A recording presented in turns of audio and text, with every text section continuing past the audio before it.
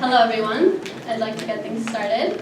My name is Finnegan, and I'm the Vice President of the Armenian Students Association at Northeastern. On behalf of our club, I would like to welcome you all here and thank you all for coming out here tonight. The Karabakh region has been a cause of tension for many decades. As Armenians, it's important that we should be educated about its history and current events in order to participate in intellectual discussions about present issues facing Armenians both in Armenia and around the world. I would like to extend a big thank you to NAASR for putting together this panel and for choosing the Northeastern Armenian Club to host once again this year. And with that, I would like to introduce NAASR's Director of Academic Affairs, Mr. Mark Mamigonian. Thank you.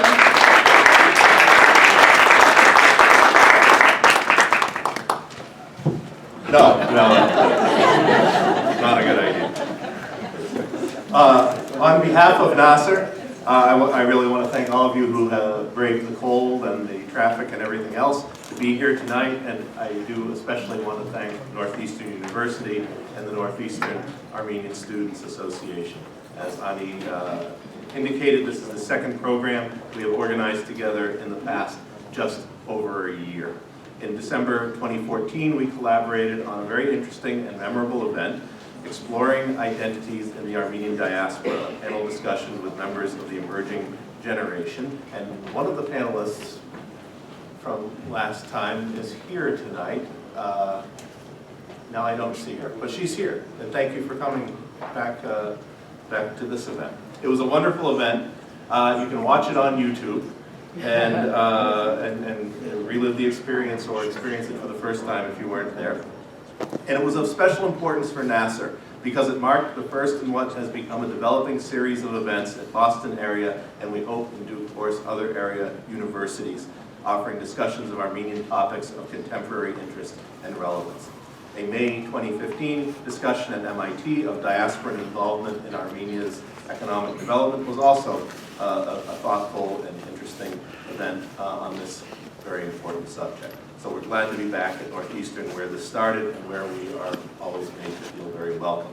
And I want to acknowledge the work of Judy Saryan, Girard Balayan, and Stefan Finnegan on NAASR's side for their work, and Michael Demirjian and Ani Semerjian and the Northeastern Armenians, and not forgetting Professor Leon Janikian for their vital efforts as well.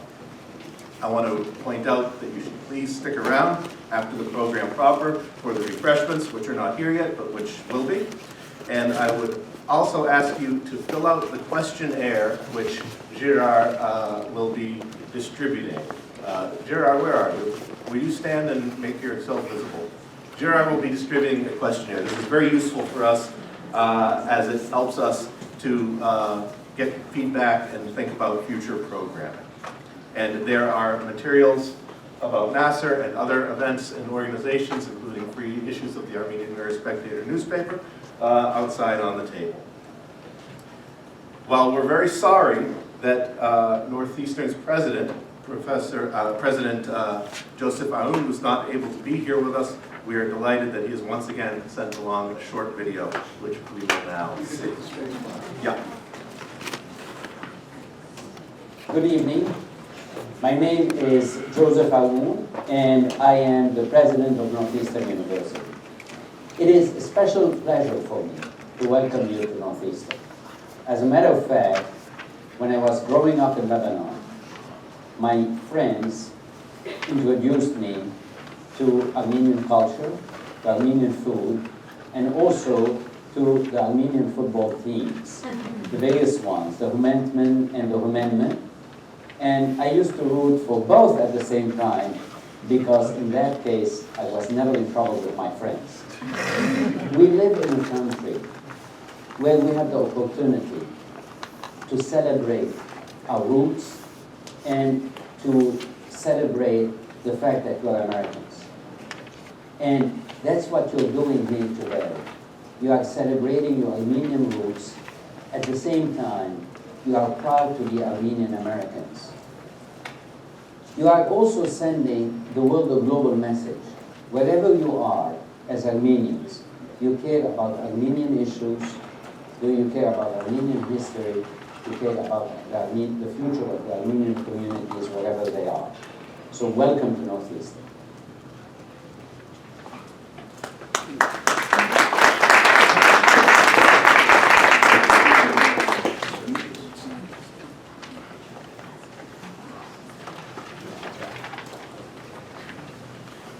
Because the subject of tonight's discussion is Nagorno-Karabakh, past, present, and future, and because there is no separating the present and future from Karabakh complex past, we're lucky to have with us tonight Dr. Simon Payaslian, the Kenosian Professor of Modern Armenian History and Literature at Boston University. Professor Payaslian is an outstanding scholar and the author of The History of Armenia from Origins to the Present, U.S. Policy Toward the Armenian Question and the Armenian Genocide, and the Political Economy of Human Rights in Armenia, among other works. Please welcome him as he will provide us with some historical background.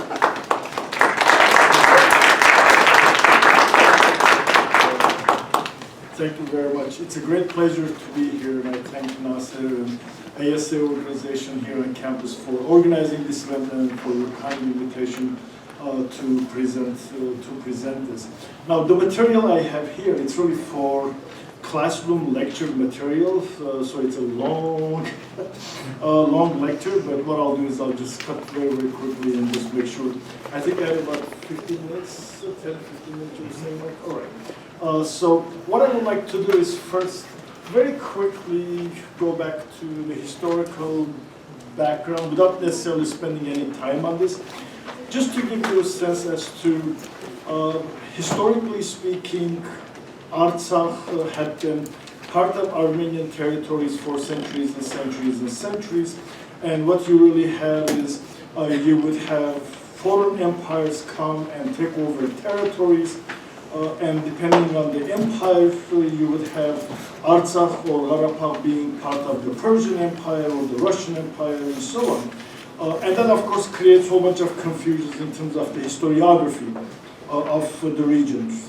We know about some of the controversies between Azerbaijani historiography and Armenian historiography, but I'm not interested in going into any kind of a detail here. I would just like to emphasize the point that by the time you get to the modern period, basically 19th century, you have three competing major empires in the region. Ottoman Empire, Persian Empire, Russian Empire, and of course the Russian Empire becomes more and more powerful, more and more influential, and their expansion further towards south, towards the Caucasus. So ultimately what you really see is domination of the region by the Russian Empire versus the Persian and the Persian. Those are just basically some maps, again, left over from my lectures. Rather than deleting, I figured out just show some of this stuff here. This is Greater Armenia, and this is during the Bakrabuni Kingdom, Sunni Kingdom, Artsakh, sometimes independent, sometimes very much part of the Sunni Kingdom. This is the Persian Empire, Ottoman Empire, and the area here where Nagorno-Karabakh is, and so on and so forth. But with the rise of the Russian Empire, then obviously the Persian Empire begins to decline, and then the Russians basically take over the entire place. And that is really important because you sort of have to keep in mind that from the Treaty of Turkmenchai, right here, from then on, the entire territory became part of the Russian Empire. So from 1828 until 1991, that was really primarily a Russian territory, except briefly during the First Republic, 1918, 1919, 1920, 1921. But that was really Russian territory.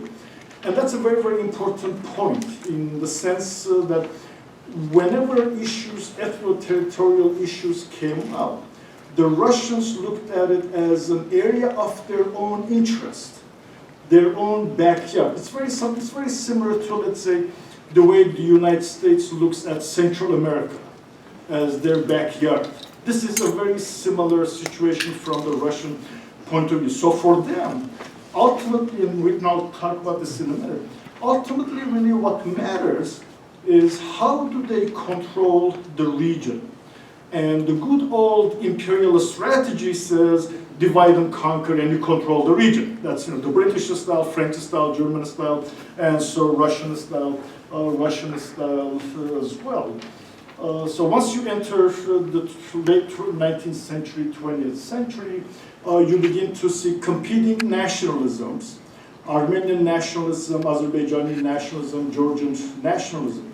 And the dynamics of the region is really competing nationalisms among themselves.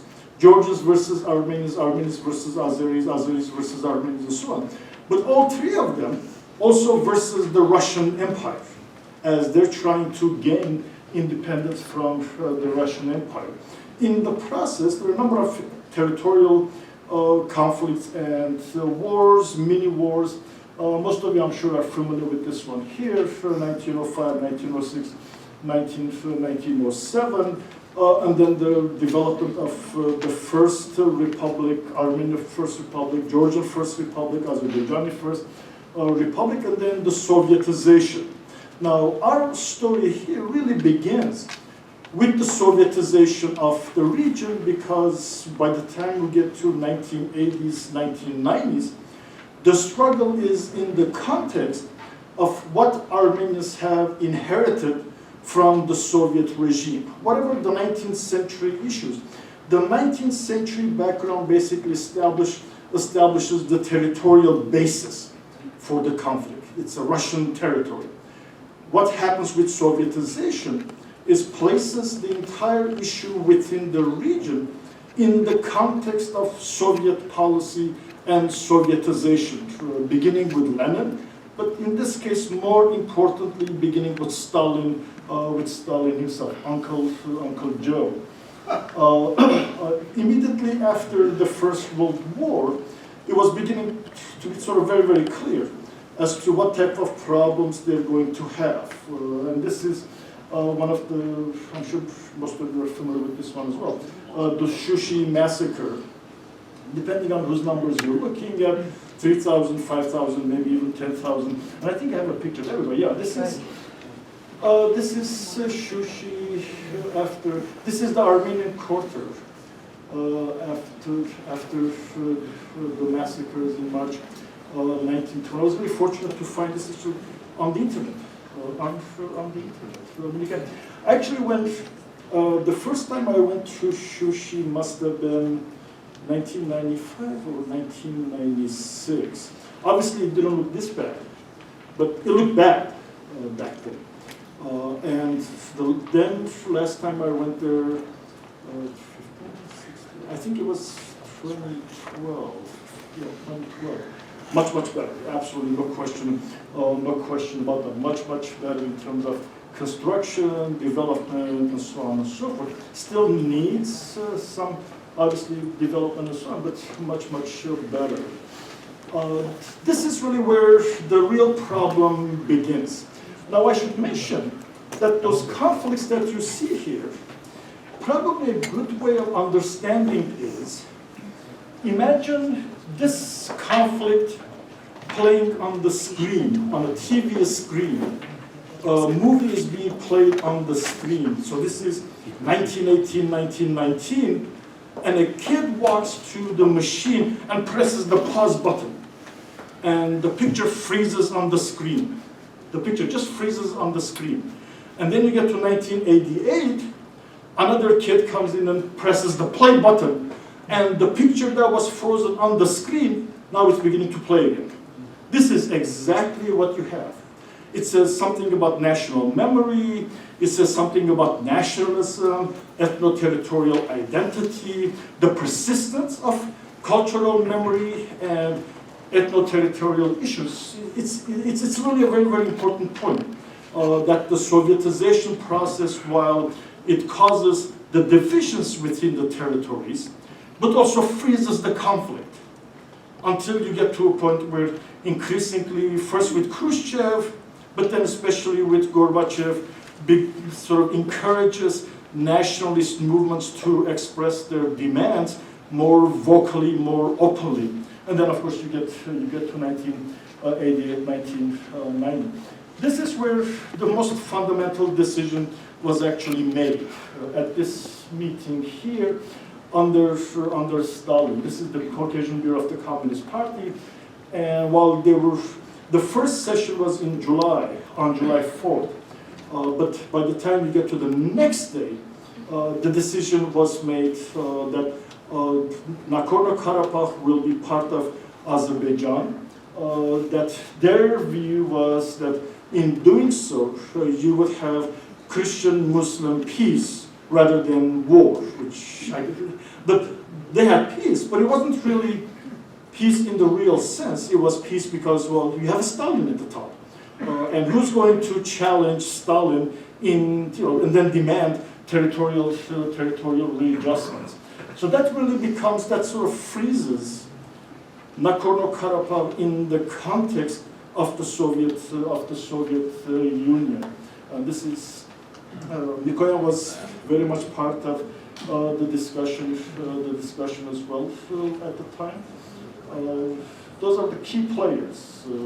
Mikoyan, of course, as you know, sort of played both sides. Obviously very pro-Stalin, pro-Soviet Union, but also with some degree of representation of Armenian interests now and then.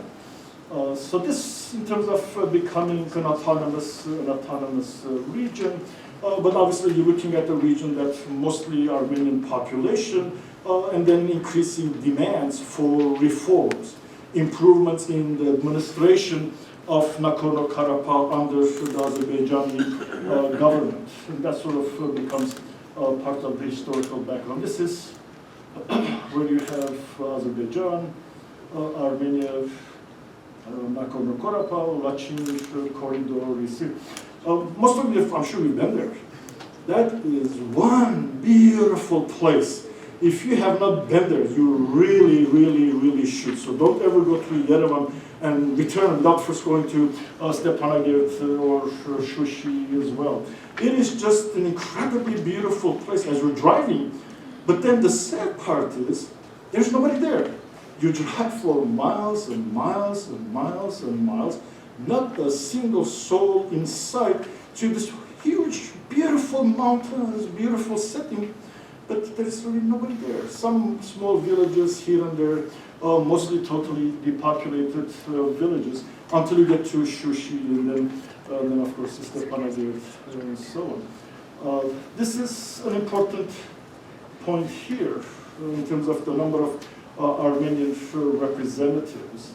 I mean, this is supposed to be Azerbaijani territory, but look at the number of deputies here in the Soviet autonomous region. One of the key players in enforcing this policy was, I'm sure you're familiar with the name, Beria Lavrenti, and this is emphasizing loyalty, orthodoxy, and so on and so forth. And of course, Khanjan supposedly was invited to go to Tbilisi to negotiate arrangements with the Soviet Armenian Republic and Nagorno-Karabakh, and then he just committed suicide. And then that was it. This is Beria. Don't mess with that dude. I mean, that's you're dealing with some serious issues with him. He was basically a Stalinist henchman, trying to implement whatever policies they had. And one important point to remember here is, in this context, in this setting, it's really very difficult for Armenian national identity, or any national identity, to really find expression, just expression in general. Never mind actually demanding territorial adjustments and so on and so forth. Obviously, you just cannot have that until when Stalin dies and Beria dies and then Khrushchev comes in, and then you begin to see sort of a process of more opening a little bit at least, and then by the time you get to the mid-1960s, sort of this major push towards reassertion of Armenian identity, probably the first explosion taking place on April 24th, 1965. And then the development of a whole bunch of organizations. This is probably the most familiar one, Askar Niyatyal Astvatsaturian, that actually openly demanded liberation from the Soviet Union and unification of Western Armenian territories, Nagorno-Karabakh, Nakhichevan, and so on and so forth. The movement in itself didn't really last very long per se as a revolutionary movement, because they were more or less destroyed. So by the time you get to the 1980s, you're beginning to see the decline of the Soviet Union, the earthquake itself obviously being a serious issue, but also the war in Nagorno-Karabagh, the type of conflicts and issues that it generated. And from then on, it's just basically moving towards independence, reunification, and the different issues that begin to appear. Some making the argument that this is really a good time to openly talk about reunification. Others saying, no, this is not a good time. It's too early. 1988, 1989. I remember here in the U.S. While Armenian tanks were being shown on American TVs in the news, including Nightline, if you remember Ted Koppel, Nightline, do you remember the issue? Including him. And then he was interviewing some Armenian community leaders. This must have been 1988. And those Armenian community leaders were saying, oh no, this is not a good time for independence. You shouldn't press for independence and wait for a better time. And my argument was, and I was being interviewed on Voice of America, my argument was that, and exactly when is a good time for independence? What are they going to do, put it on silver platter and bring it to you as independence? Or do you sort of generate your own movement and move ahead and see which direction the country will go? And obviously, and of course that was a huge problem between the Belarusian and the diaspora. The diaspora at the time not really fully understanding, appreciating what was taking place on the ground there in Armenia and Nagorno-Karabakh. But those are the committees that you begin to see, and they're the ones that are pushing for independence. A couple more minutes, I guess. How many more minutes? A couple more minutes? 1 more minute? All right. And this is probably a major turning point, where officially there are declarations for the, not unification, actually reunification of Nagorno-Karabakh with Armenia. And then, of course, that further escalated the hostilities, things like Sumgait pogroms and so on and so forth, that just went on and on. I don't really want to spend any time to talk about the current issues because we have a panel. So I just thought I'd give you general historical background to give you a sense as to where things have been, and then we'll let the panel discuss the current issues. Hopefully that was useful. Yes. All right. Thank you very much.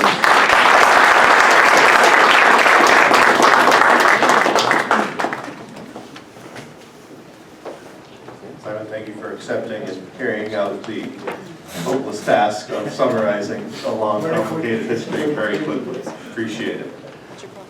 Our very well-qualified moderator tonight is Dr. Anna Ohanyan, the Richard B. Finnegan Distinguished Professor of Political Science and International Relations at Stonehill College.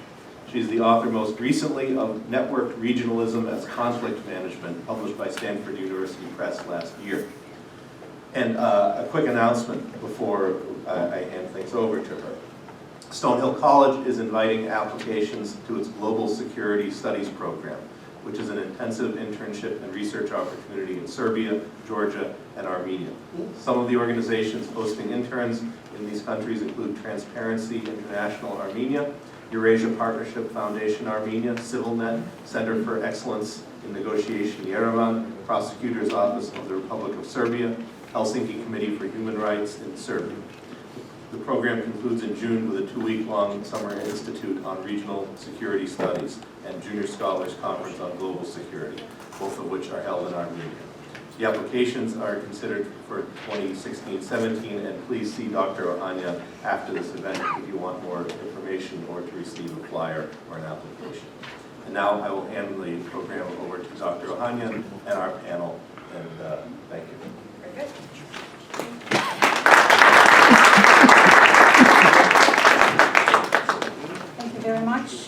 Mark, and it's a great pleasure to be part of this panel.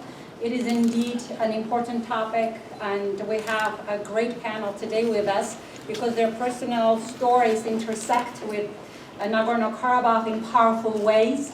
I will very briefly, I actually told Mark, I have about 400 words to just make sure we all are on the same page, just few words to kind of highlight where we are in terms of the conflict dynamics as well as the peace process.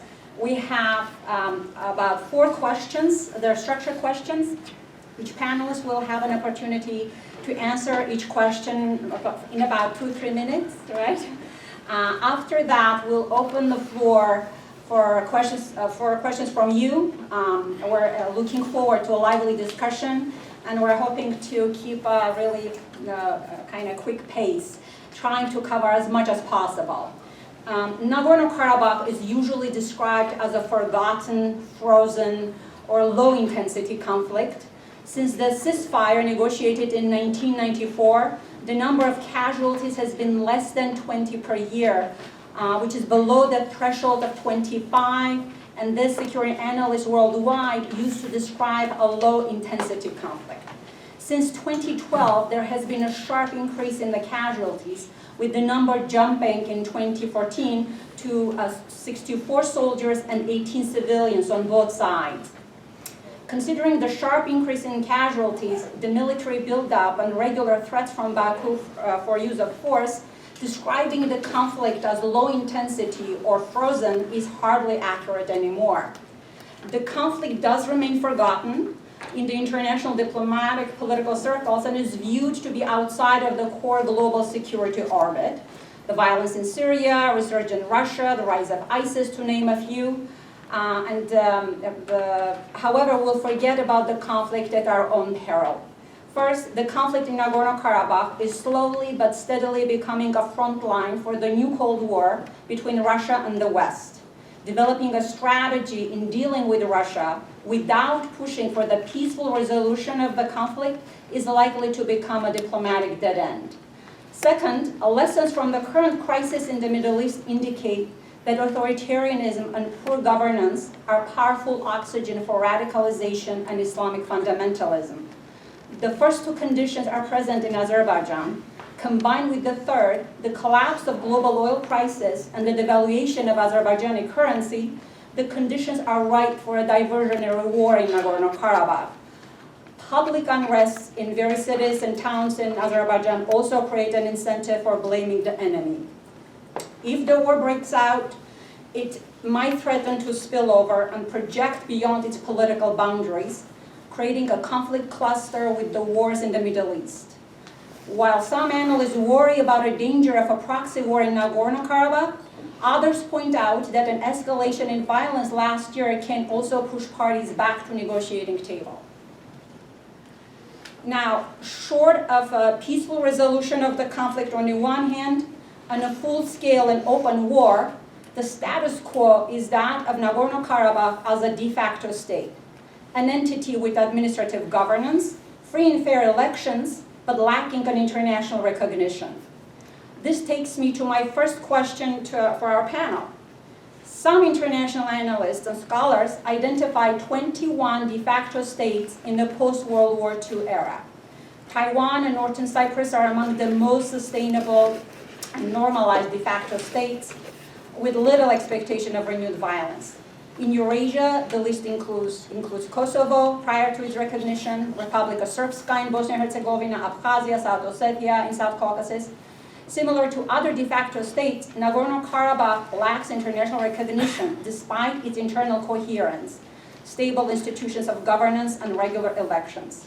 Against this backdrop, what is life like in Nagorno-Karabakh as a de facto state?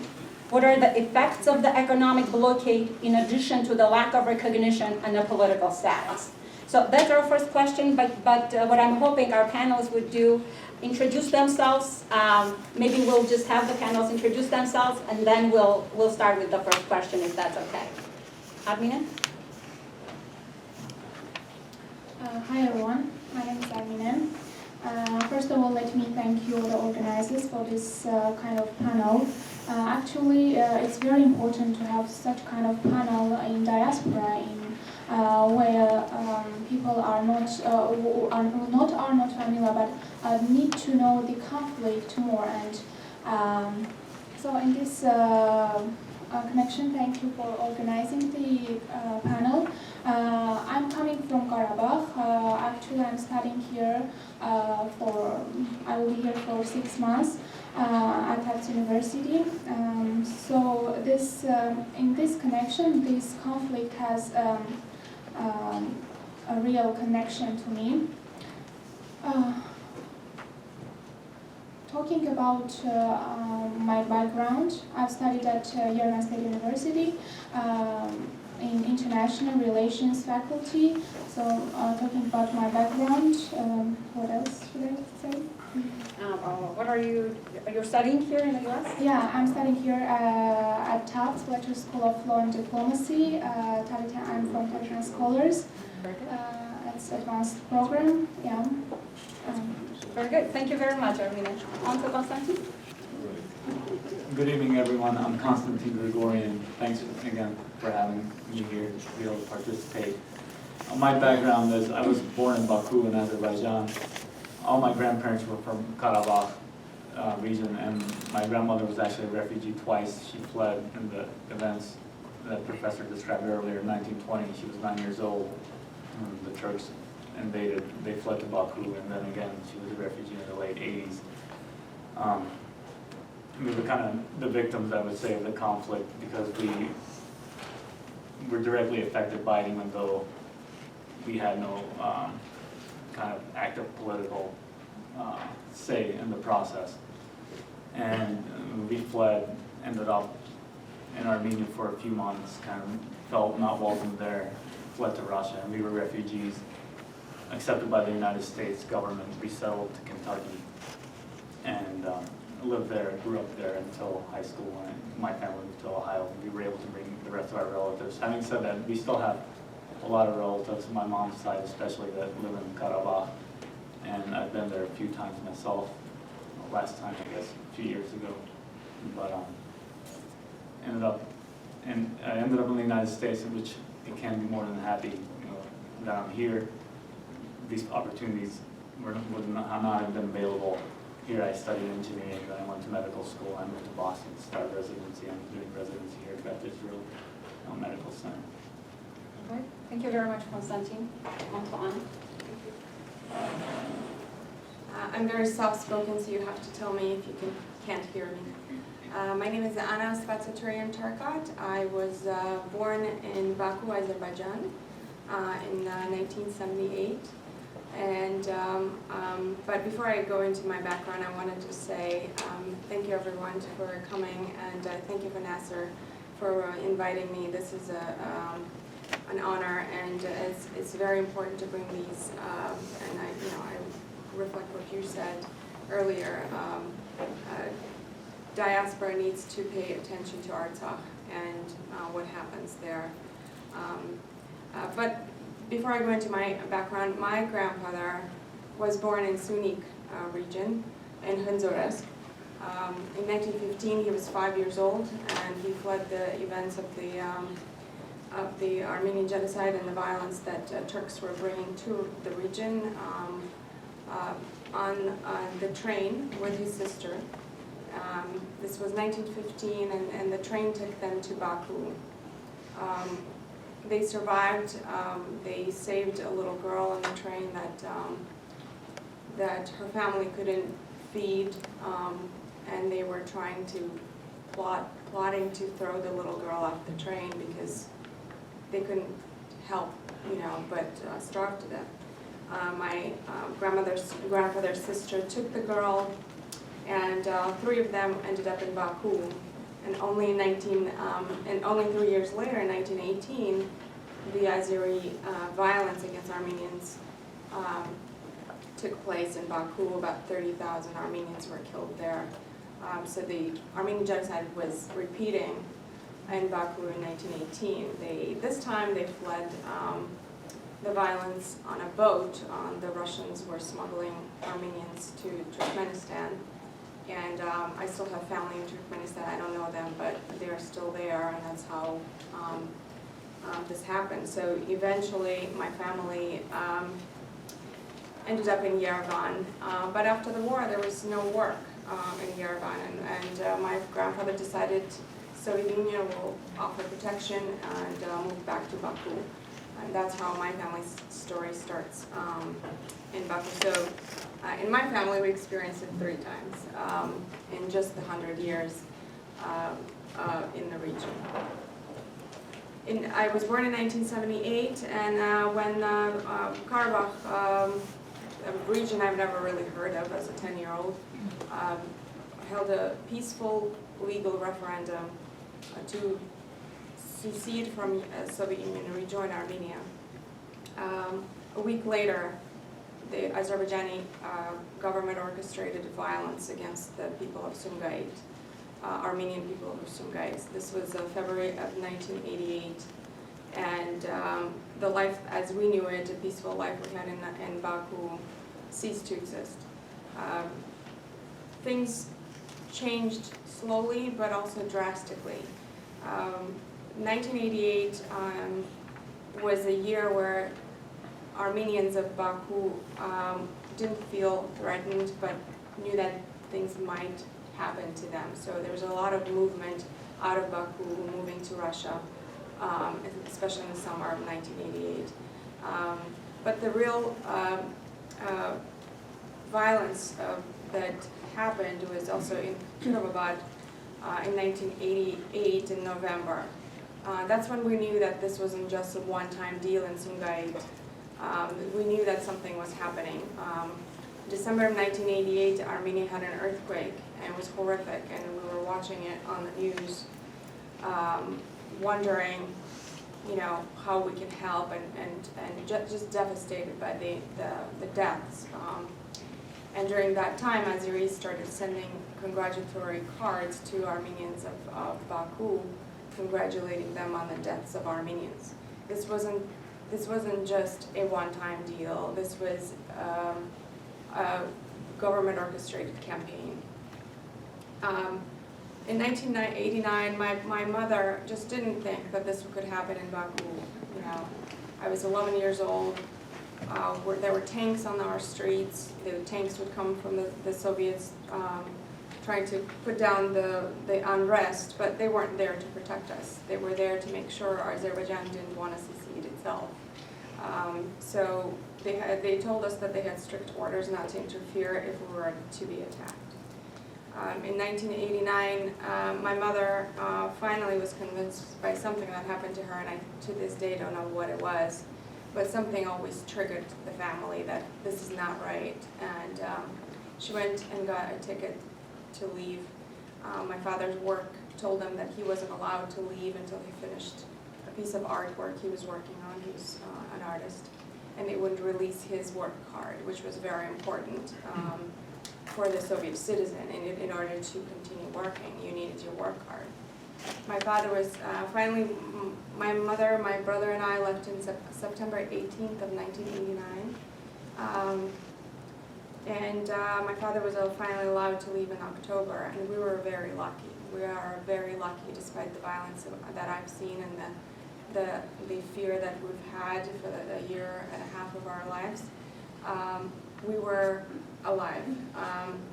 Our neighbors weren't so lucky. Our neighbors that decided to stay. My best friend's mother died, and his grandmother was severely beaten in January of 1990. And that's when the violence in Baku exploded, and that was the mass exodus of Armenians from Azerbaijan, about 350, 400,000 left. We went to Armenia, and we were refugees. We lived in an unheated basement, dungeon-like basement of our relatives' home. And we were lucky because many of Baku Armenians lived in abandoned factories and old theaters, and many of them ended up in Russia, but that's when the blockade started and the war with Nagorno-Karabakh war started. The country was completely surrounded, and there was no heat, there was no water, there was no warmth, there was no future, and that's when my family applied for refugee status, and we ended up in North Dakota, which was what my father called the Siberia of the United States. But I was very happy to be in this country. I ended up going to law school here in Portland, Maine, and ended up staying in the region. I am fortunate and maybe unfortunate to have kept a diary I had during the time of violence in Baku and also the blockade in Yerevan, and I published it in 2012, and that's when I began my life of activism, and I've been traveling around the world talking about Karabakh and Artsakh since then. Thank you. Thank you very much.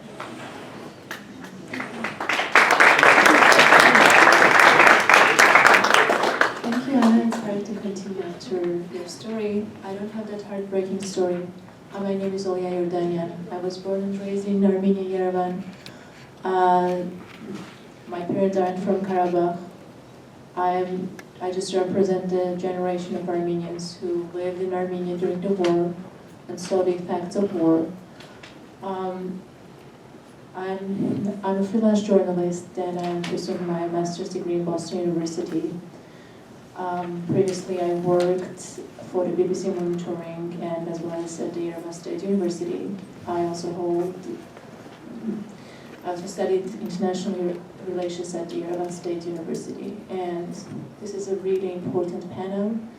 We should have more and more discussions about Nagorno-Karabakh and about many aspects of the conflict, so that all these discussions could lead to exploring possible ways of resolving the conflict. Thank you again. Very good, thank you very much. So just to refresh the question, and it'd be great if you could try to answer each question for 2-3 minutes, and this question would be perfect if we could start with Armine. So again, what is life like in Nagorno-Karabakh? If you're resident, how does the economic blockade affect? The fact that there is no recognition, does it have any effect on the daily life of an average resident, average citizen of Nagorno-Karabakh?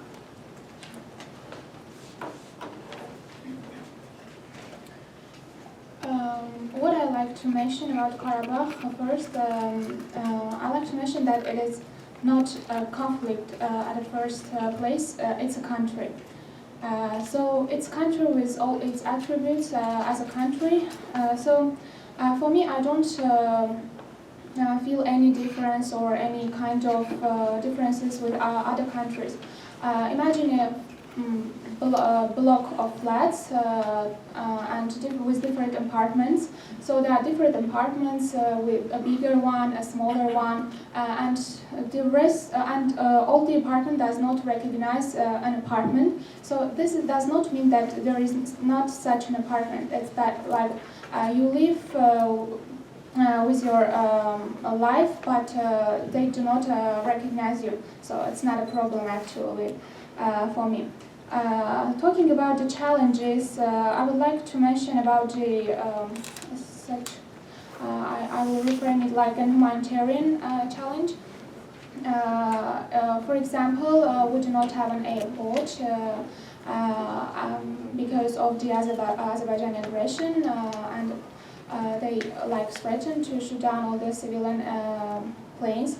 So in this relation, the free movement of persons is limited. Another challenge I will mention is educational challenge. For example, you study at Artsakh State University. Some have a chance to go to Yerevan, but not all people have a chance to go to Yerevan. And when you study at Artsakh State University, you further want to go to, for example, to come to America and continue your education. So they do not recognize your diploma. You have a problem here. So this is a challenge again. With the economic aspect, I would like to mention about the investments. You are in a land-blockaded situation, and the economic aspect plays a big role here. There is no investments in first place, and in second place, you cannot apply for international bank or international monetary fund for international loans or such kind of thing. And talking about the economic challenge is not only this aspect. For example, talking about tourists, when you are land located and when you are not recognized, the rest of the world does not do not know much about you. So it's like about the flow of tourists, which also impacts the economic aspect. I guess that's it. It's very helpful. Thank you very much. So I'll give a different perspective. Grew up in the United States. I have relatives there. I've been there, so I'll give it from that perspective. In terms of the worries when talking to my family there, it is a frozen conflict. There's always that fear that they have.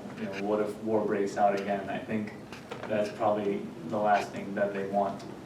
They're worried their children have to serve in the military, and as you've heard earlier, in the front lines, there's shots fired, people get killed, young people, for no reason. So people are always living with that fear, and it's fear that we don't experience here in the United States, where we can go where we want, we can do what we want there. You don't want to stray close to the border zones.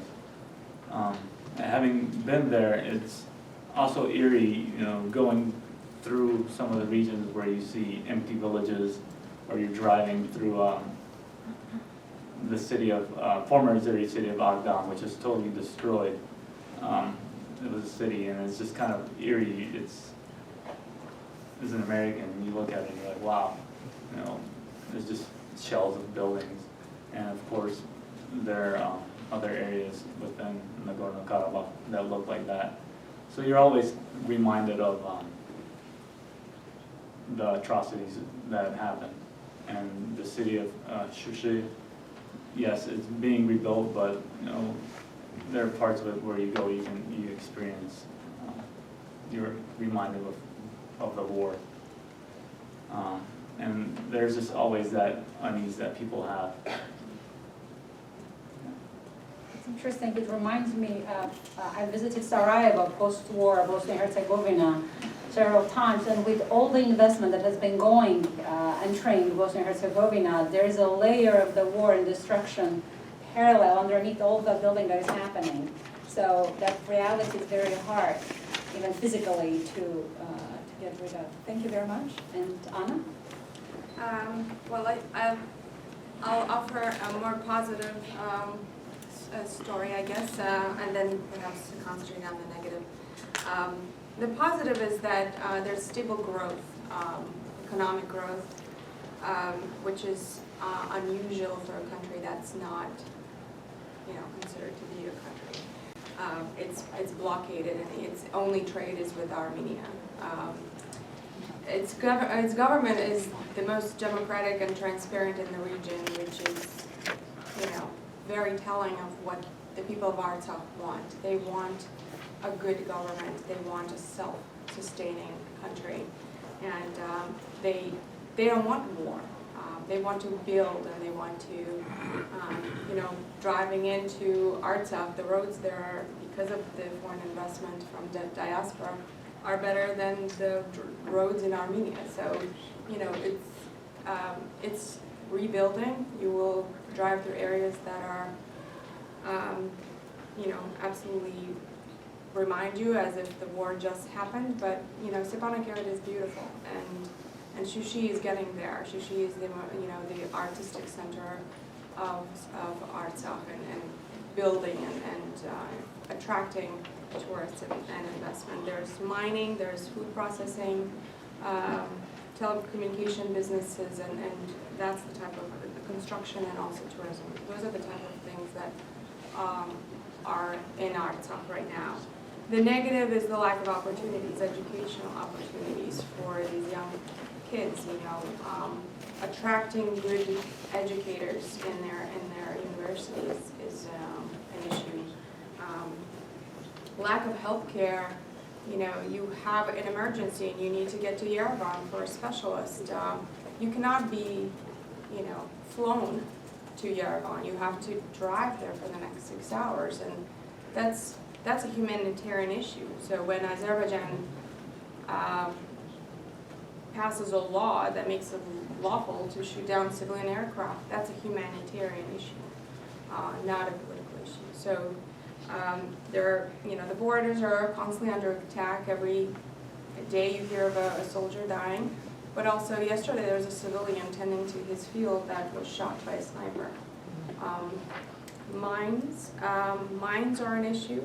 Halo Trust is in Karabakh demining right now. The only country in the world that sends aid to Artsakh is the United States. It's only $2 million and it's only for demining. So $2 million is nothing. And they're trying to cut that down as we speak. We talk about frozen conflict, and what it means in international language is that it's not finished conflict. So for UN to go in and help, it needs to be finished and complete and done, and it's frozen, so it's ongoing. So there's no UN presence there at all, and that's extremely devastating. And as far as you talked about being American and being Armenian, and the president spoke about that. It's the first time I, a Baku Armenian, stepped on the Karabakh soil as an American. All the things that we hold dear here, they hold dear there, and they don't care if they are not recognized. Obviously, these things are important, but they are living, and their kids are going to school, and we need to support them. Thank you. Thank you. I will continue on what Anna said. Definitely, the lack of communication means with Armenia and the rest of the world is the greatest challenge for the residents of Karabakh. I should also mention that residents of Karabakh face problems in their daily life, problems that many Armenians living in Yerevan or other cities of Armenia would face. So in these terms, the situation is, I would say, similar. Median salary is close to this in Yerevan, Armenia. Unemployment is low, close to 3%, which is low even for the United States, and this is a great achievement. For instance, at a collective level, I think for Karabakh Armenians, it's very, very important to be self-sustainable in terms of economy, to build self-sustainable economy. And this is a great, great challenge that at a collective level, Armenians of Karabakh are facing and should have the power to really, really implement. I do praise the level of democracy the Karabakh Armenians living there have achieved. During the last parliamentary elections, we saw real political competition. There are two oppositionary parties in the parliament, which is great. And yes, there are two. I just talked yesterday, but there is one or two. One is more oppositionary. And the trust, the level of trust the people of Karabakh have towards the authorities is a great, great achievement, and it shouldn't be lost in any way. I also think that if we think in terms of state building, and if we see Artsakh as a state, people of Artsakh should concentrate on building civil society. I know that what I'm saying sounds a little bit too ahead-looking, because this is a country and there is a conflict and there are casualties on the line of contact. But civil society is going to make the Republic of Artsakh a stronger country, because this is the only resource Karabakh can rely on. So I also wanted to say that for instance, Artsakh provides energy and electricity to itself, 70-80%. This is a high degree. It has a potential to increase this too, and provide have full electricity provision and can supply electricity to Armenia. So these are all opportunities that people who live there actually have chance to realize. Thank you so much. Thank you very much. And it's really one of the characteristics of Nagorno-Karabakh and other unrecognized states is this duality. On the one hand, there's this state building happening, this sense of normalcy returns, but at the same time, there's this constant threat that the violence will resume. Oh, I forgot to say that, of course, there is this psychological, as Konstantin talked about, psychological element of permanent pressure and fear that there might be war, but also it's 25 years. So when it happens every day, you're kind of used to it, even if it's extreme. So people living there are really, really very strong. If you consider them, I would say, if you consider Scots, so they are Scots of Armenia. They are very strong people. So this is a huge asset. It's really, really critical. To continue on that thread that you started, Olya, and moving on into regional geopolitical discussions a little bit related to security. In contrast to Taiwan or Northern Cyprus or other de facto states, the possibility of renewed violence is real in Nagorno-Karabakh, as you mentioned. The 160-mile-long line of contact is among the most heavily militarized dividing lines in the world. So on the one hand, a ceasefire regime has been holding more or less independently without any support from third parties or international organizations. At the same time, since 2014, as we mentioned already, the number of lives lost also has been going up. The key qualitative change has been, in terms of the patterns of clashes, is that there's greater intensity, range, breadth, and severity of ceasefire violations by Azerbaijan. Expanded battle space is also a concern, with Azerbaijani attacks on Armenia proper, targeting largely civilian population centers. Now, how do the rapidly shifting geopolitical environment in South Caucasus, reemergence of Iran, Turkey's regional ambitions, increasingly aggressive Azeri posture, and new tensions between Russia and the West affect the prospects of the stalled peace process in Nagorno-Karabakh? How would you explain the strong resistance of President Aliyev to commit to a formal ceasefire monitoring regime as advocated by OSCE? Anyone would like to start?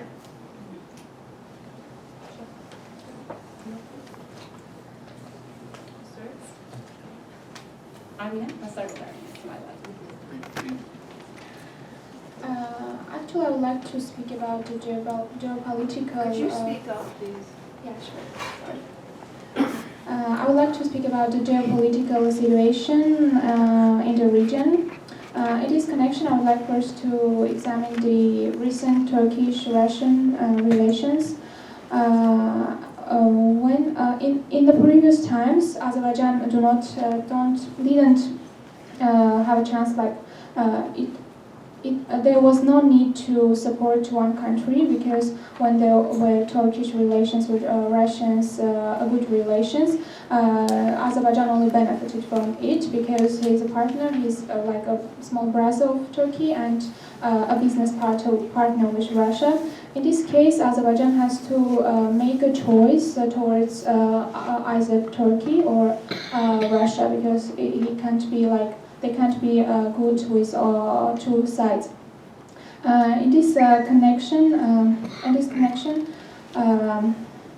we can say that Russian-Turkish nowadays relations are a part of Russian-West relations, and of course, if the relations of these two are bad, it will impact also the Nagorno-Karabakh issue as well.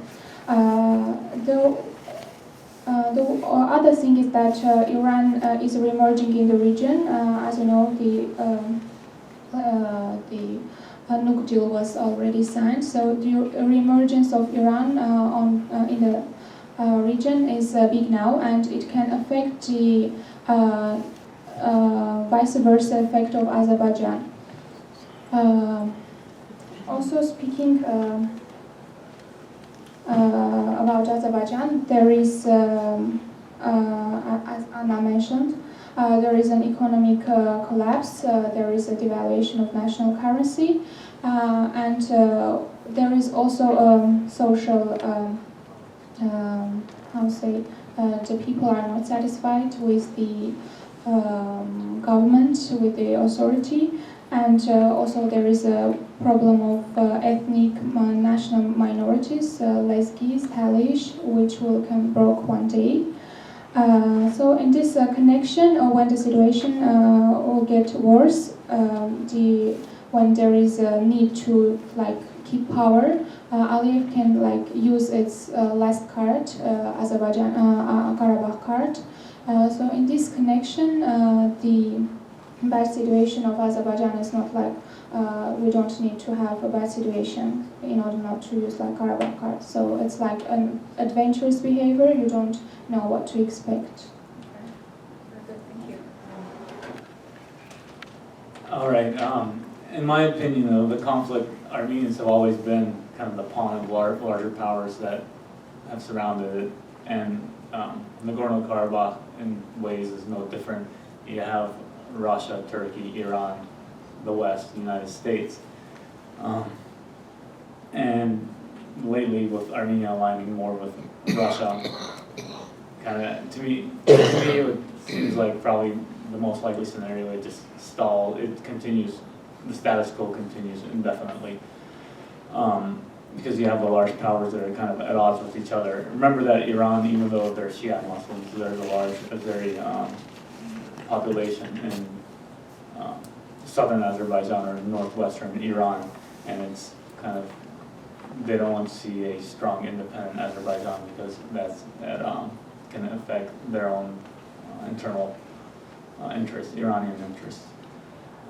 You also have Turkey aligned with Azerbaijan, and in ways the United States has been, it's hard to say, so from that point, I think having all these larger countries at odds with each other, no one is going to disturb the current situation. In terms of the whole Aliyev thing, the reason I think it's that they won't agree to a ceasefire because Azeris view themselves as the losers in the war. They have more angst. They want to kind of reclaim what they've lost.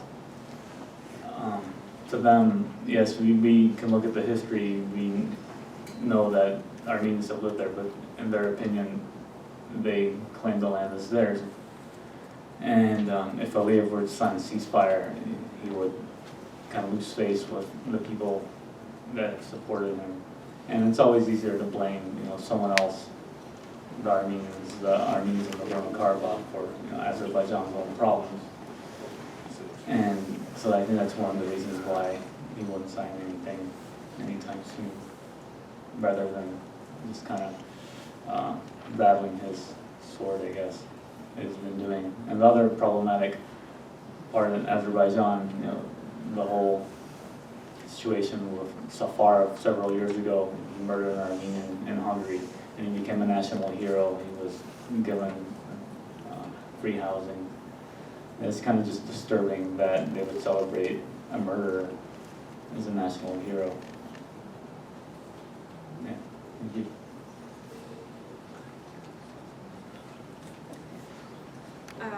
Wow, what a question. Thanks for that. Up until a few months ago, I would say Armenians were, would continue with the balancing act that you mentioned earlier, Rome, Persia, Russia, West. And Armenians are very good at knowing their limitations, knowing their geography, working with both sides. But now we have Manat that just tumbled. You have a dictator that is trying to hold on to power. 6 months ago, I would have said no. He would never escalate the conflict because that would mean he would have to pay for it, and he'd rather line his pockets. Well, right now, the people of Azerbaijan, who I would argue do not want Karabakh, they don't care about Karabakh. They've never seen an Armenian in the 25 years of their life. And most of they don't really support the refugees from Karabakh. It's the government that wants it. The everyday people don't want to go to war.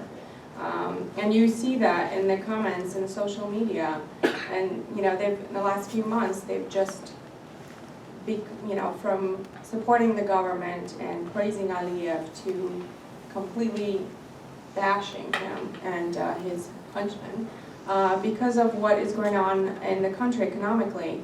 You have an oil-rich country where you have poverty, and everyday citizens are killing themselves because literally dropping themselves off buildings because of the credit they're in. And they got themselves into this credit because of the lavish lifestyle that they're trying to live that they can't afford because they're not, the henchmen. So you have this perhaps situation where he might be desperate enough to start activities aside from what he's already doing that, and he's gotten braver and a little more irrational by, for example, use of tanks recently on the border. That's the biggest, piece of equipment, military equipment used recently, but the OSCE is arguing, well, the missile that comes from the tank is the same size as a handheld missile, so I guess it's not an escalation. So, you have this situation where it's volatile at this point, I think. I don't know. I don't ask me. I don't know what's going to happen. Well, any escalation, any of relationship between Russia and the Western countries going to directly affect the negotiation process as they are. You will know that USA, France, and Russia are the key mediators in this conflict, and it's going to have negative influence on the process of the conflict, negotiations. So the negotiations are now, we don't see any active movement, any active moves, and we don't see any progress. But then, what if the relationship gets worse? Of course, there's going to be negative influence, and then the process is going to be slower. I want to stress that the situation in the Middle East is the key, and the rise of Iran is very important because the West now wants to cooperate with Iran to get a solution in Syria. And yesterday I saw a video of Iranian forces together with a US tank in Iraq, so this is a big move. I also want to emphasize that Armenia hasn't fully explored the potential of relationship with Iran, and it is very important because Iran is next door. Iran is a very powerful, and there are a lot of opportunities that could be implemented, and those opportunities, at first sight, it might not seem to be directly connected with the conflict, but hence implemented, and they might have positive impact on Armenia, and indirectly also influence the negotiation process. I would say that now attention is really, really fully on Syria, what's going on there, and any escalation of situation in the Middle East, it would no way have positive impact on conflict. So it's going to negatively affect the conflict. You also talked about fundamentalism in Azerbaijan. This is really a threat. I know this is a kind of, we haven't explored it too much. It's not that discussed, and both in academia and in media. but it could be in the future, it could pose a threat to Armenian growth of fundamental Islam in Azerbaijan, given the efforts of Saudi Arabia to spread Wahhabism in the region. And we saw multiple attempts of Saudi Arabia to do that in North Caucasus. So Azerbaijan is in no way, out of the list, and it's next door to the Caucasus, next door to Dagestan. And the borderline is kind of very fragile, so you never know what can happen there.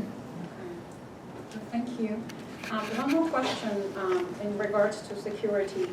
What does Nagorno-Karabakh gain by demilitarizing the line of contact with Azerbaijan, territorial exchanges that have been discussed, or seeking international recognition?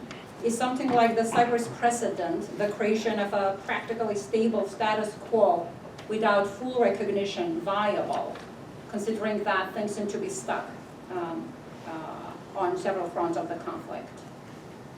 I don't think that now demilitarization of the contact line of borders is possible, given the amount of hatred that exists in Azerbaijan. You can't start with, we don't have a solution to this conflict, and we just can't start with demilitarization. That's not a possible option right now at this stage. Can you repeat the other part of the question? Essentially, the creation of a practically stable status quo without full recognition. Well, how important is international recognition for people living in Nagorno-Karabakh? Recognition is important as a final end. So, what do we want? Why did we do all this if we don't want recognition, right? So recognition is a very, very important step, but we should take a lot of steps before recognition. In terms of academic theories, there are a lot of theories that can now be applied to Karabakh and kind of be explored and push forward the notion of recognition, such as, for instance, you might have heard about, or remedial sovereignty, which might be very important in terms of recognition of Nagorno-Karabakh. International recognition is important because otherwise it's a black hole. Yeah. It does not exist. So what can it do if it does not exist? It could have more opportunities once it exists on the map. The reason I'm phrasing the question that way, an analyst pointed out that after the Russia-Georgia war in 2008, Russia proceeding to recognize South Ossetia and Abkhazia, that in a way isolated two entities, and after that some analysts in Nagorno-Karabakh have been arguing that Karabakh sort of is kind of pushing away a little bit from recognition under those conditions. So I guess what I'm curious to know is, are there specific conditions that recognition will work? Well, there aren't any specific conditions for recognition. Even the level of democracy I talked about earlier isn't a precondition or anyhow and isn't an asset for recognition. Recognition is a case-by-case approach, so you can never say it's a political issue. It always depends on interests. So the situation in South Ossetia and Abkhazia is different and besides from their recognition by Russia and a few other countries, Russia limits the access of international organizations who want to have monitoring operations there. So Russia is blocking them. And also the fact that Russia signed very comprehensive integration agreement with South Ossetia in March of 2015, gaining which envisages full integration of South Ossetia with Russia. And if you can imagine the map, South Ossetia is next to North Ossetia. North Ossetia is part of Russia, and North Ossetia and South Ossetia, they are both inhabited by Ossetians. They are the same nation. So this is a huge different issue and topic. And as I said, for instance, people who live and work in South Athens are going to receive salaries as much as people living in North Caucasus. A question in respect to relationship between diaspora communities, Armenian communities outside of Nagorno-Karabakh, outside of Armenia, Nagorno-Karabakh, and maybe Anna Astvatsaturian can lead us on this. What is the significance of Nagorno-Karabakh for Armenians outside of Armenia that grew up with the legacy of the genocide and the politics surrounding it? How do they look at the conflict? You travel broadly and widely in the United States. What is the energy that you have been getting? It's interesting. You asked me this. Soon after an event I had here in Boston, where the first question I received and triggered me to actually write an article about it after was, why can't we just empty it, give it back to Azerbaijan, and just be done with it? And that was coming from a community leader, Armenian community leader, and was shocking to me. It varies, it varies in knowledge, it varies in support, and there's cynicism, I think, when it comes to, well, what is this new thing? We have, for the first time in our history, won back the land. This is the first time, and what do we do with it now? And I think the question is your comment on the community leader in 1988. Well, we don't want independence now. Well, when do we want it? We don't want our lands back now. When do we want them? And when we have them, what do we do with it? So that's a pain point for our community. It's absolutely a pain point for me to have suffered in the 400,000 of us, and also the 150,000 Karabakh Armenians who are fighting for it. And yet you have millions of Armenians who first don't know about Karabakh, never been there, never heard of it, and don't support its fight for independence.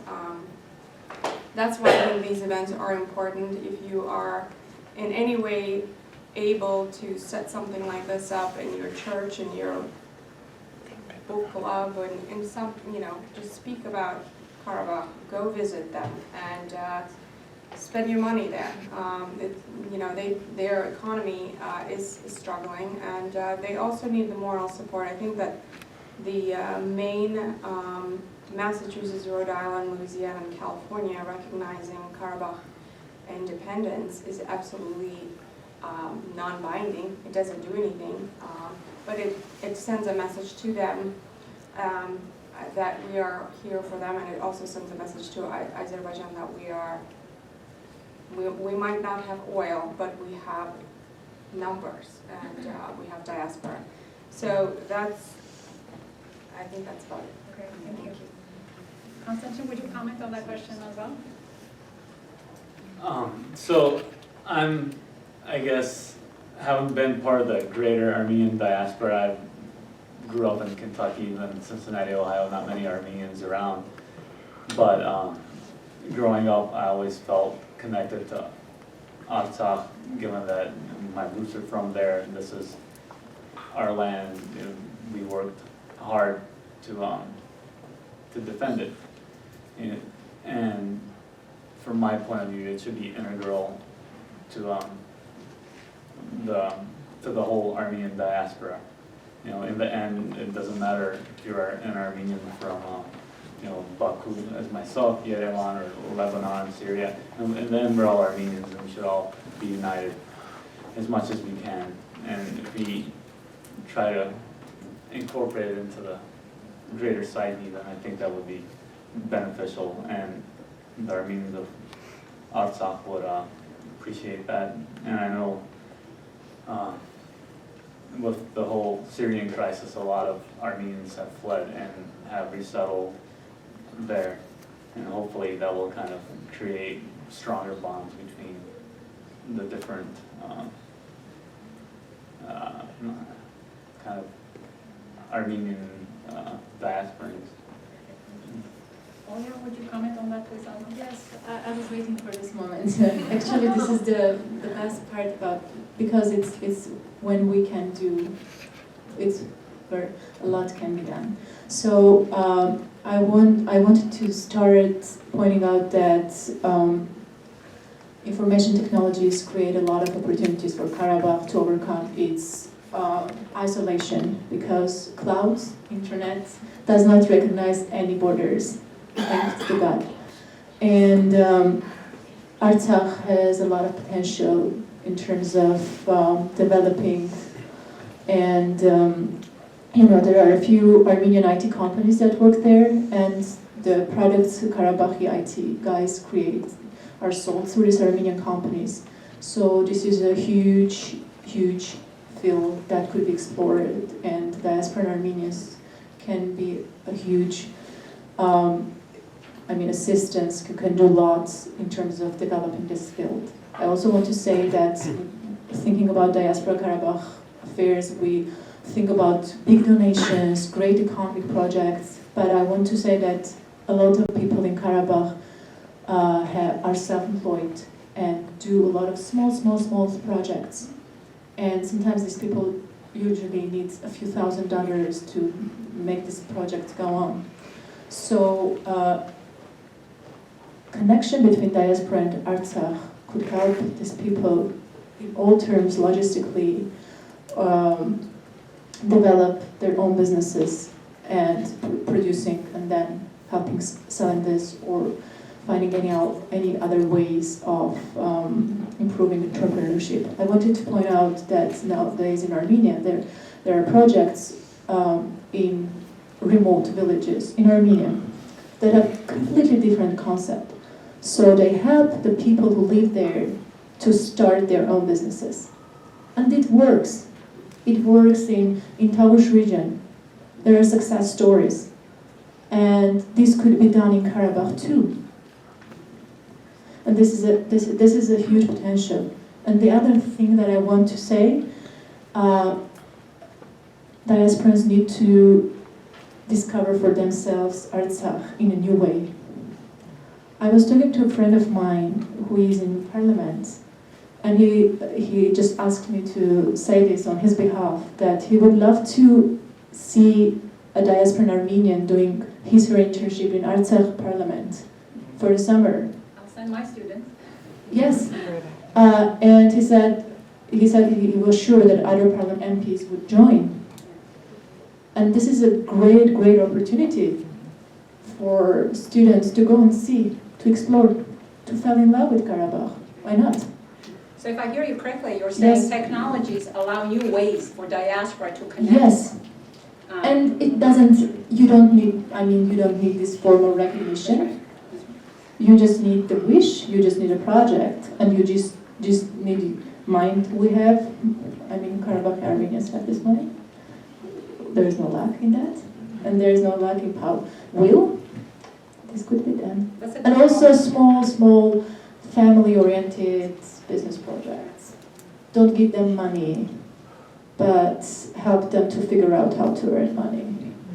That's a great point. Actually, globally, the role of diaspora communities in assisting their home communities in development is expanding to an extent that State Department now is looking as to how diaspora organizations are organized in order to coordinate their giving strategies, foreign aid giving strategies. So this is a trend that is happening worldwide, and maybe as a community we need to learn and do that more effectively. I'm sure there are a lot of NGOs, Armenian NGOs here in Boston. They could be connected to those in Artsakh, and that can work with local communities.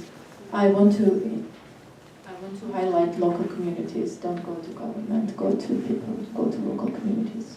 Thank you. Armine, did you want to add anything on diaspora and Nagorno-Karabakh relationships? It could be a view from Nagorno-Karabakh. Actually, I feel myself that Karabakh has a huge part in diaspora life. When someone asks me where I'm from, I'm saying Armenia, and he or she is Armenian as well. And when they wonder where I'm from, when I say Artsakh, I can feel that like the warmth coming from them. So Why do they love Artsakh? For me, I personally think that in Armenian genocide case, we have the complex of victimization. When they complex of victimization. So in Karabakh case, the people of Karabakh won the war by themselves. So it was a war. It was again against Turkey. So they won this war, and there was a victory. So this complex of victimization is being softened with the fact of the victory of Karabakh in the war. What I wanted to add is that we can see the diaspora caring about Karabakh when we go, if I'm not mistaken, Olya mentioned about roads. Anna mentions, you can see the diaspora taking care, and it's not only like financial support, it's like caring about the state. Also talking about the projects, last year we have a project in Karabakh. Diaspora and Armenians came to Karabakh and they went to the villages. Can you imagine? They went to the villages and they lived with the family for 2 or 3 days. For me, I can't imagine how an American Armenian that was born in America with all these comforts went to Karabakh and not to the capital but to the villages, and they went, as Olya said, to the people, to live with the people, to get to know them well. Thank you. Well, thank you very much. Now it's time for us to collect questions from you. So the floor is yours. How seriously do you take the resolution that was passed by PACE regarding the Sarsang Reservoir? And is PACE trying to diminish the role of OSCE in the resolution in the conflict between Armenia and Azerbaijan? Yeah, anyone would like to take? The Sarsang Reservoir? I want to mention that actually OSCE condemned that resolution. Actually, this is an attempt by Azerbaijan to thwart the negotiation process and to move the process from one platform, which is established for 20 years. It is good or bad, but it works somehow, and it tries to thwart the process and move it to other platforms where it has more leverages established. I mean, over those past 10 years, since 12 years since Ilham Aliyev is on power, he managed to develop this contact with European politicians and understand how to reach to them, and he established this connection with them and manages to get support for Azerbaijani causes. And I would say it's not anyhow beneficial for the Armenian side, and the OSCE Minsk group condemned this resolution. I don't think it has any further consequences for Karabakh. And also about the reservoir, Azerbaijan has to talk to Karabakh, It should talk to Karabakh authorities and discuss it with Karabakh. Armenia has nothing to do with it. This is the time when actually Azerbaijan authorities can go on to sit and talk, negotiate, and they can find ways of using the reservoir too. Actually, experience from other conflict regions demonstrates that cooperation around sharing water resources has been an effective way to sit down, build cooperation. So that resolution was very destructive. I add to what Olya just said, and say that this is an opportunity for Azerbaijan and Nagorno-Karabakh to sit together, bring the professionals, and figure something out. And Nagorno-Karabakh did not indicate that they will not be sharing the resources. The opposite, they are very much eager. Exactly. They said multiple times that they want to cooperate, and this is a really chance to do so. So it's really hurting the Azerbaijani community villagers as well. Another question? One more? Yes. I have a question. I have a question. I have a question for the panel, but I'd like to hear from Armine because you're from Artsakh. There's a lot of pressure on the Armenian side to fall into this trap of peace for territory, territorial exchange, giving back, as the Azeris call it, some of the Azeri land, which we know is part of Greater Artsakh. Is that concept, we know how the Artsakh people feel, their blood is on the soil, but do you think that politically the Armenians will be forced into this position at one point, regardless of the amount of land? Do you think that concept will have any sustainability in future discussions? Thank you for the question. Actually, if you ask me this question, I will answer you in two ways, in a diplomatic way and in a sincere way. So in diplomatic way, it will be like this. Yes, we can sit around the table and discuss the territorial concessions with Azerbaijan, but first Azerbaijan has to need to speak to Karabakh directly. We know that Armenia has been speaking in the name of Karabakh all these years, and it was very effective. But first, Karabakh has to sit around the table with Karabakh. I can suppose that this will never happen. So from this derives my second sincere answer is no territories back, never. So what I wanted to add that why the war ended at the stage at the place where it ended, because it was a need for physical security, guarantee for physical security, the idea of defendable borders. So you know all this landscape and you can protect you. So why did Karabakh forces didn't go first? They had that chance actually. They stopped at a place where they felt that their physical security can be guaranteed. Thank you. Thank you. Any more? Yeah. Could somebody discuss the military balance between two powers? And I always wonder sometimes why these areas simply haven't attacked again, considering the difference in terms of the size of the states. In other words, what is the military balance of power between Karabakh and Azeris, and how is the status of the military?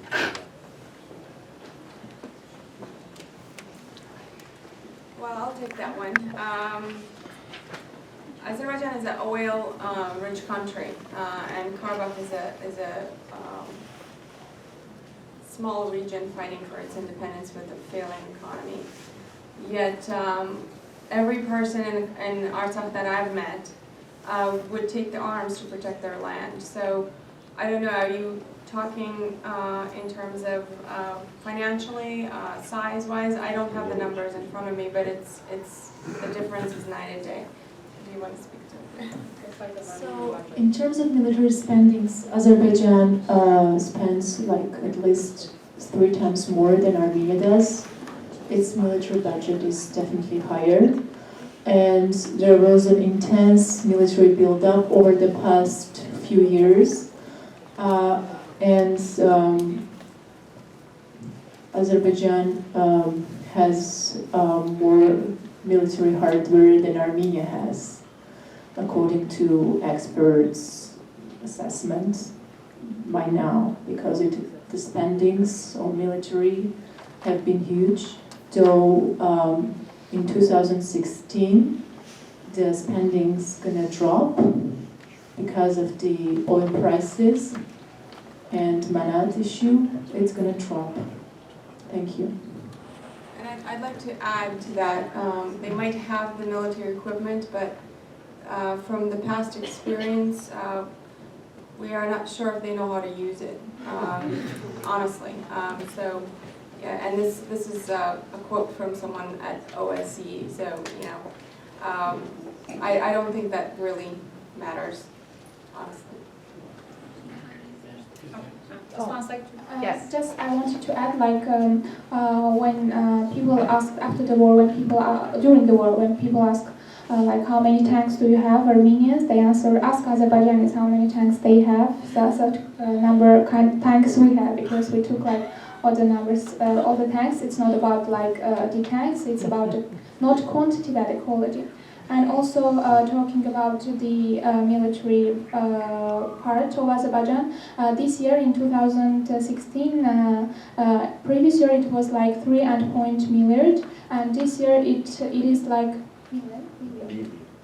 billion. I'm sorry, it's Armenian word, million. Yeah, and this year they have like cut the military budget for about like 15%. It's like 1.9 billion now, and this is dependent on the oil prices. Thank you, Judy. Yes, I wanted to ask about population numbers. There are some Syrian Armenians who are settling in Nagorno-Karabakh, but also with the unemployment rate, it sounds like it's significantly lower than what it is in Armenia. Do you have any migration from Armenia to Karabakh? And just give me an idea of what's happening with population. The number of population now is about 1.45 thousand people. We had Syrian refugees, if I'm not mistaken, the number is about 1,000. They are living in Karvajar and in Kashagan regions. They are like working with soil, agriculture, and they are very, very working people. They like to work, and they like make this part of Artsakh very prosperous, very like flourishing. Also about unemployment, it's about 3%, and it's lower than in Armenia. And I would just guess, and correct me if I'm wrong, from what Olya was saying, that many of them are self-employed, so business owners. With regard to employment numbers, mainly urban population is unemployed, and those who live in villages have the household and kind of find their ways out to be self-employed. With regard to an immigration question, it's sometimes difficult to track the migration of Artsakh Armenians from Artsakh to different regions of Armenia. That's why it might be a bit difficult to point out figures, exact numbers. We have time for one or two questions. So.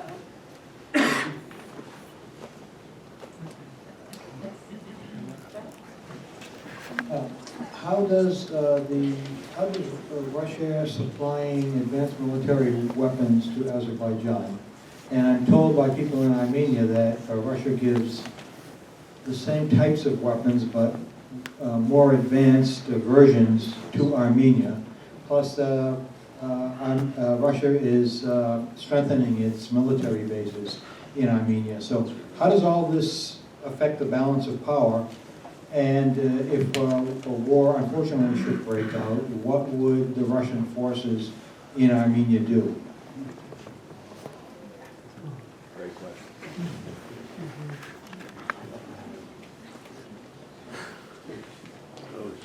The question is very important because Nagorno-Karabakh is not covered by CSTO, Collective Security Treaty Organization Treaty, which covers Armenia, although it's questionable the quality of it, of that coverage. But what would Russian forces do? I would say that the last thing Russia wants is a war in that region. They do sell weapons to both sides, and I think more to Azerbaijan due to its economic strength compared to Armenia and the size of the country. As far as the quality of weapons or in advance, I can't speak to that at all. I don't know. I don't know where that's coming from. And as far as whether I don't think Azerbaijan would do anything honestly to the military bases that are in the region that are Russian. I mean, let me know if you disagree. I wanted to mention that though Karabakh is not part of this collective security treaty, we should mention that if the war breaks out, like it won't be only like Karabakh and Azerbaijan border, it would also be like Armenia border, like with Tavush region. So in this connection, I don't know how this treaty will work in this connection. Talking about the military part, when we ask like Russia, they say like it's just a business. And also I wanted to mention something I forgot. Okay. If I can continue. Sure.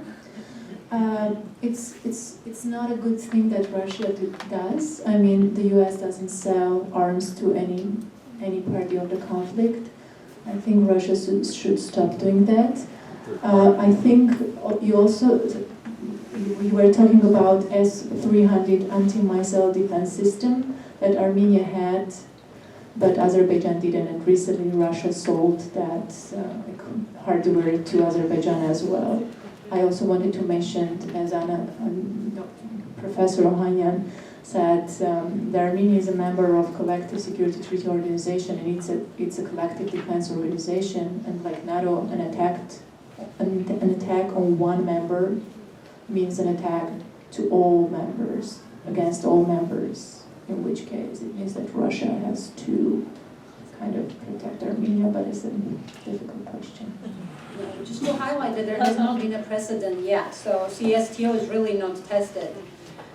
Considering the fact that members of CSTO also, some of the members are also members of Organization of Islamic Cooperation, so that makes CSTO as a very fractured organization, and the loyalty to Armenia is highly questionable in my view.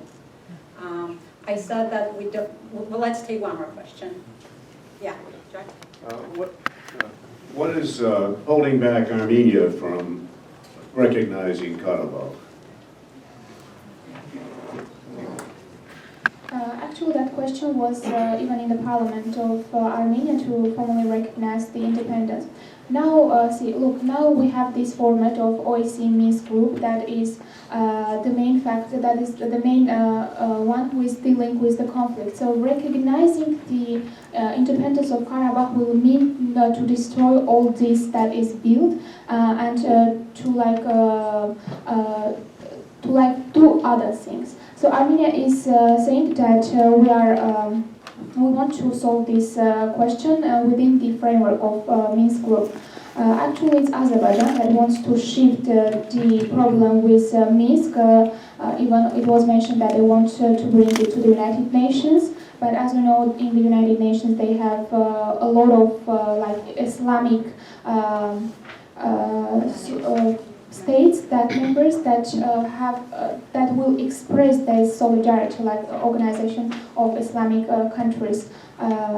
So in this connection, recognizing the independence of Karabakh at this stage will be how to say, not go to the peace process, but go contract, peace process. Can I it basically would remove Armenia from the neutrality, from the position of neutrality that allows them to be a part of the team of the negotiation of Minsk group.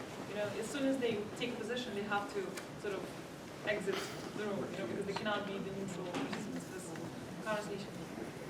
That's why Armenia is not.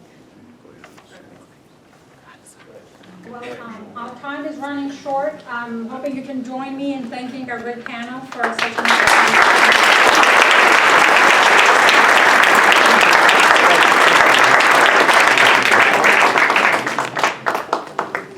Thank you to our speakers and panelists for sharing your knowledge and experience and insights. And I would like to ask Ani Samarjan to close the formal portion of the evening. And again, there are refreshments, and I would urge you to take a moment to fill out the survey form. Give us your email address if you would like to get on the NAASR email list. And if you have any questions about that, just find me. Thank you.